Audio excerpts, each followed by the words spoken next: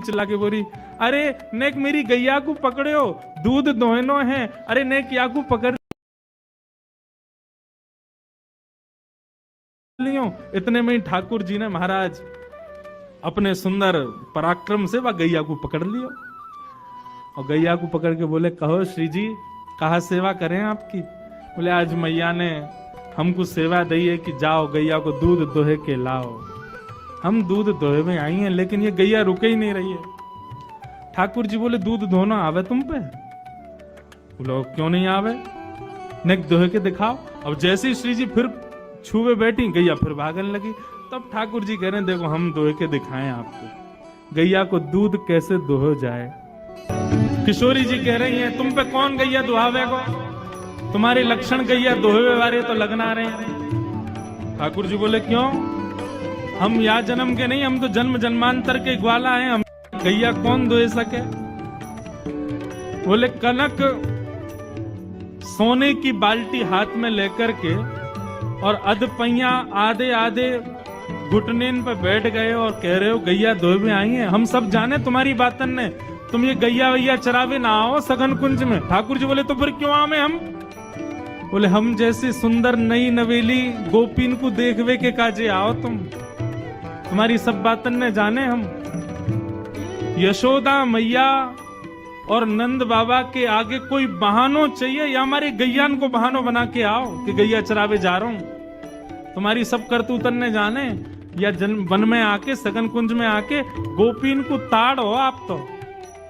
ठाकुर जी बोले, अरे ऐसी कैसी बात कर दी। मधुमंगल श्रीदामा बोले, लाला ये तो बड़ी हमारी तोहीन है रही है, कछु करके दिखा। बोले, कहा करके दिखाऊं, गैया गैया दूध दोहे के दिखाने, कैसे दोहे जाए या कुछ दिखा तो सही।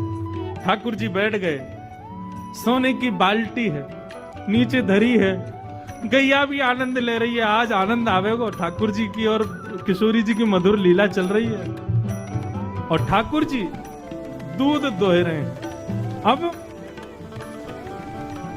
दूध दोह तो नहीं, अब थोड़ी देर तो दूध काटते काटते बाल्टी में जावे, लेकिन जैसे ही श्री जी सामने आवे सो दूध की बाल्टी से वो धार अलग हटके नीचे जमीन पे गिरने लगे। अब किशोरी जी और सब गोपी मुंह पे हाथ धर के ऐसे में, देखो ये दूध काटनो आवे इन पे, आधो दूध तो नीचे फैला दियो। सब सखी और किशोरी जी कह रही, यही सिखाया तुम्हारी मैया ने। ठाकुर जी बोले, का है वो। बोले, नीचे देखो। ठाकुर जी का चित्त वृत्ति तो किशोरी जी में ही लगी भैया। अब भले ही प्रकट करके दिखा रहे हैं कि भैया देखो मुंह पे कितना आवे, लेकिन जहां जहां किशोरी जी घूम रही हैं वहीं वहीं ठाकुर जी को ध्यान जा रहा है। और वह कारण से दोहे तो रहे, लेकिन बाल्टी की जगह नीचे गिर रहा है सब रो। यही सिखाया हो तुम्हारी मैया ने। किशोरी जी खींचन लगी, मेरी गैया को सबरो दूध फैला दियो। कीर्ति मैया ने कही, कनक बाल्टी भर के लियो और या कौन के पल्ले लियाई में गैया को सबरो दूध नीचे फैला दियो। ठाकुर जी बोले, मेरी मैया ने गैया दोहिनो सिखायो कि नहीं सिखायो, लेकिन तेरी मैया ने कहा सिखायो ये मुझको पता है। किशोरी जी बोली, कहा सिखायो मेरी मैया ने।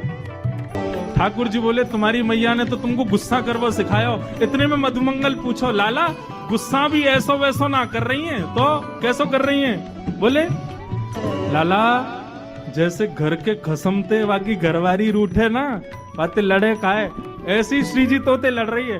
हाँ बोले, यही बात सही है, बिल्कुल सही कह रहे हैं। अब तो श्री जी और सब सखी बोली, इन दारी के इनको काऊ देना हाथ दिखाना पड़ेगा, कछु तो कछु बाप निकाले।